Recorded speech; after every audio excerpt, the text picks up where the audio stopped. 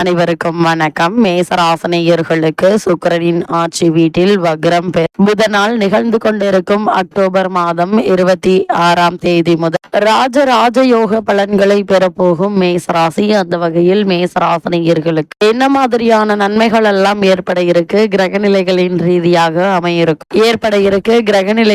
ரீதியாக அமையிருக்கும் சாதகங்கள் என்ன, பாதகங்கள் என்ன, மேலும் என்ன மாதிரியான நன்மைகள் எல்லாம் ஏற்பட இருக்கு, குறிப்பா தருணங்கள்ல கிரகங்களுடைய சஞ்சார நிலைகள் என்ன என்று பார்க்கும்போது கடகத்தில் குரு அதிசாரமாக உச்சம் பெற்று சஞ்சரிக்கிறாருங்க. அது மட்டும் இல்லாம சிம்மத்தில் கேதுவும், கன்னி ராசியில் சுக்கிரனும், அதே போல் துலாம் ராசியில் சூரியன் நீச்சம் பெற்றும் செவ்வாயும் இணைந்து சஞ்சரிக்கிறாங்க. புதன் தற்போது துலாம் ராசியில் சுக்கிரனுடைய ஆட்சி வீடான துலாம் ராசியில் வக்ரம் பெறுகிறார். கும்பத்தில் சனி வக்ரகதியிலும் ராகுவும் இணைந்து சஞ்சரிக்கிறாங்க. இந்த கிரகங்களுடைய சஞ்சார நிலைகளின் காரணமாக மேசராசனையர்களுடைய வாழ்வில் குடும்ப சூழ்நிலை ரீதியாக உத்தியோகம், தொழில், வியாபாரம், கலைத்துறை, அரசியல் துறை, குடும்ப சூழ்நிலை ரீதியாக உத்தியோகம், தொழில், வியாபாரம், கலைத்துறை, அரசியல் துறை, மாணவ மாணவிகள், விவசாய துறையினர், பெண்மணிகள் என அனைவருக்குமே என்ன மாதிரியான நன்மைகள் எல்லாம் ஏற்பட இருக்கு என்பது குறித்தான முழுமையான பதிவு தான் இந்த வீடியோல நம்ம விரிவா பார்க்க போகிறோம். அந்த வகையில் மேசராசியை சேர்ந்த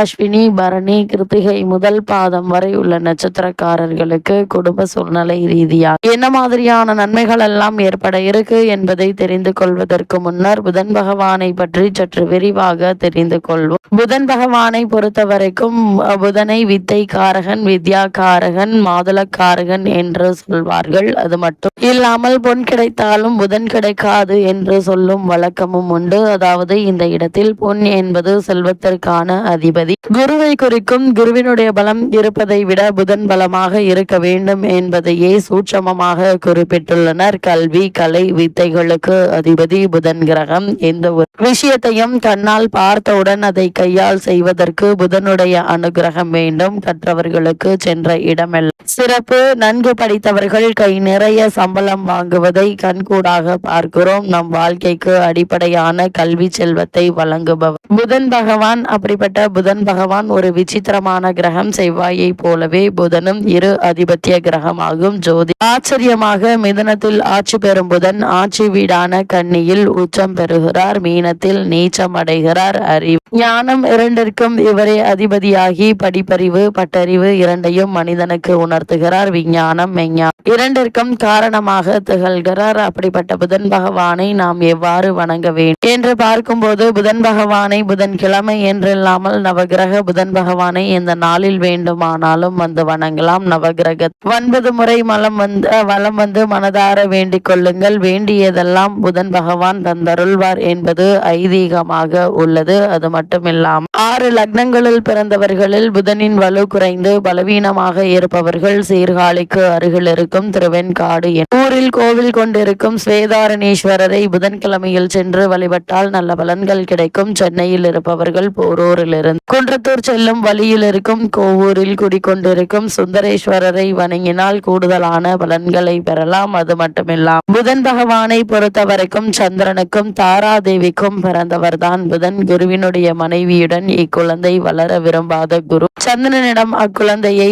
ஒப்படைத்தார். சந்திரனும் அக்குழந்தையை தன் 27 மனைவிகளிடம் ஒப்படைக்க அவர்களில் ரோகி மற்றும் கார்த்திகை மட்டுமே அதிக அன்புடன் வளர்க்க மற்ற மனைவிகளாலும் தட்ச பிரஜாபதியாலும் சந்திரன் அடைந்த சாபங்களும் சிவபெருமானால் சந்திரன் மோட்சமும் அடைந்தார். ரோகிணி, கார்த்திகை இருவர் புதனை அன்புடன் வளர்க்க ரோகிணியிடம் மட்டும் புதன் அதிக அன்பு கொண்டார். காலங்கள் கடந்தோடின. குழந்தையாக இருந்த புதன் வளர்ந்து வாலிபனானார். வாலிப பருவத்தை அடைந்த புதன் தன் பிறப்பை பற்றி அறிந்ததும் தந்தையை வெறுத்தார். தந்தையினால் இதுவரை அனுபவித்த ஆதரவை வெறுத்து இருப்பிடத்தை விட்டு வெளியே ஆசிரம வாழ்க்கையை வாழ முடிவெடுத்தார். இமயமலை சாரலில் உள்ள வனத்தை அடைந்து அங்கு தனக்கென்று ஒரு ஆசிரமத்தை அமைத்தார். குருவில்லாமல் பல கலைகளை கற்று தேர்ச்சி பெற முடிவெடுத்தார். காரணம், தன் பிறப்பில் தந்தையான சந்திரன் மற்றும் தாராதேவி செய்த தவறினால் குருவை வெறுத்தார். குரு இல்லாமல் சில கலைகளை கற்ற புதன் பல கலைகளை கற்க முடியாமல் தவித்தார். பல கலைகளை பாடங்களை குருவினுடைய உதவி இல்லாமல் கற்க வேண்டுமாய்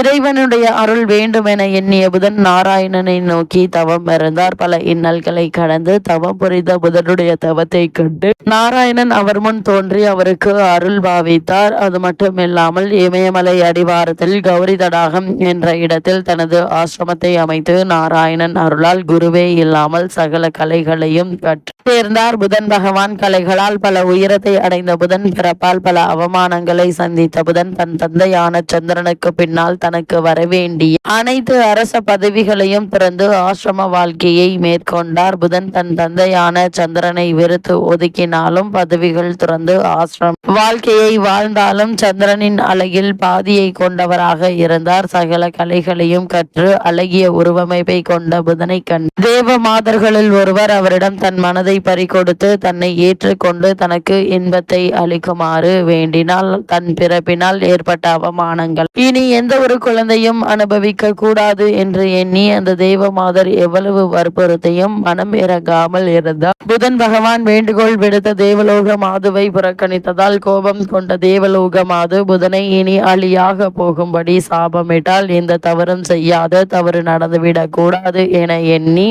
தனியாக ஆசிரமம் அமைத்து வாழ்ந்து வந்த எனக்கு ஏன் இவ்வளவு பெரிய தண்டனை என எண்ணி வருந்திய புதன் நாராயணனை சந்தித்து முறையிட எண்ணினார். நாராயணனை கண்ட புதன் நடந்த அனைத்து விஷயங்களை கூறினார். தேவமாதர் விட்ட சாபத்திலிருந்து நிவர்த்தியாகும் பரிகாரத்தை கேட்டார். புதன் நாராயணன் நடந்த அனைத்தையும் அறிந்த பின் புதனுக்கு உதவினால் எந்த சிறப்பு பெருமையும் இருக்காது என எண்ணிய நாராயணன் புதனை சிவனிடம் சரணடைய சொன்னார். ஏனெனில் புதன் நாராயணனின் அம்சம் ஆகும். அதனால் தன் அம்சத்திற்கு தானே உதவுவது சிறப்பல்ல என எண்ணினார். நாராயணன் கூறிய அறிவுரைப்படி புதன் சிவபெருமானை காண விரைந்தார். சிவபெருமானை கண்டதும் வணங்கி தனக்கு ஏற்பட்ட நிலையினை கூறி தனக்கு விமோசனம் அளிக்குமாறு பணிவுடன் கேட்டார். சிவபெருமான் புதன் விஷ்ணுவின் அம்சம் என்பதையும் புதனின் சிறப்பின் அவசியத்தையும் உணர்ந்து அவருக்கு சாப விமோசனம் வழங்கினார். இவ்வளவு மேன்மைகள் கொண்ட புதன் பகவான் தற்போது சுக்கிரனுடைய ஆட்சி வீடான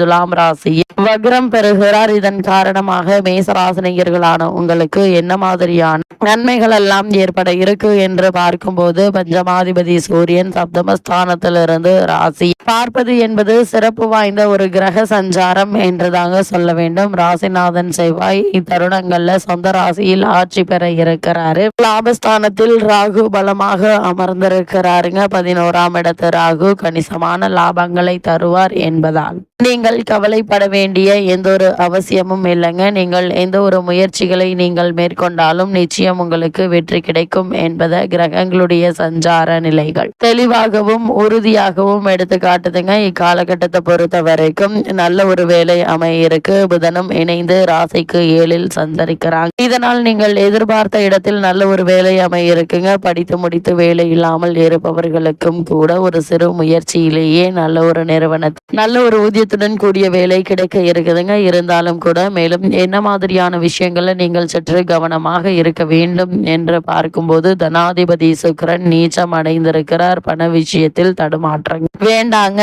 எதையும் ஒரு தரத்திற்கு 2 முறை யோசித்து செய்யுங்க. பெண்களால் வீண் பழி வந்து சேர வாய்ப்புகள் உண்டு. கூடுமான வரைக்கும் ஆணாக இருந்தாலும் பெண்ணாக இருந்தாலும் எதிர்பாலினத்தவருடன் பழகும் போது அதிக எச்சரிக்கையோடும் கவனமோடும் இருப்பது அவசியங்க. குடும்ப சுமை அதிகரிக்கும். திருமணம் போன்ற சுபகாரிய முயற்சிகள்ல ஏற்பட்டு வந்த தடைகள் தாமதங்கள் நீங்கி நல்ல ஒரு முன்னேற்றத்தை எதிர்பார்க்கலாங்க. அரசியலில் உள்ளவர்களுக்கு வீண் பழிகள் வருவதற்கான வாய்ப்பு அதிகம் இருக்கு. அதனால் ஆரம்பத்திலிருந்தே கவனமாகவும் எச்சரிக்கையாகவும் இருப்பது அவசியங்க. மேசராசினியர்களுக்கு கிரகநிலைகளின் ரீதியாக கூற பரிகாரம் என்ன என்று பார்க்கும்போது லட்சுமி நாராயண வழிபாடு நன்மை தரும் என்பதை கிரகங்களுடைய சஞ்சார நிலைகள் தெளிவாகவும் உறுதியாகவும் எடுத்து காட்டுது.